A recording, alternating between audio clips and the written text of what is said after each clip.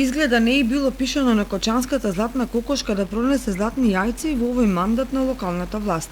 Геотермалните води со изворна температура од 78 целзиусови степени преку геотермалниот систем во кој се инвестирани над 20 милиони евра, главно австријски пари и понатаму преку неконтролирана експлоатација, ќе ги греат неколкуте застарени оранжери и објекти на институции и ќе се испуштаат со недоискористена енергија, без при тоа некој да направи анализа за исплатливоста или неисплатливоста, како и за векот на експлоатацијата.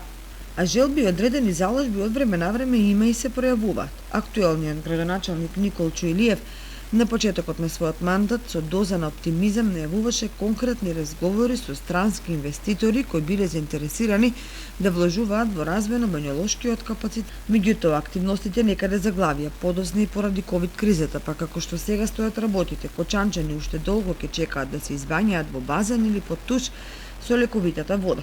Уште помалку да се реализира идејата за искористување на топлата вода за производство на електрична енергија.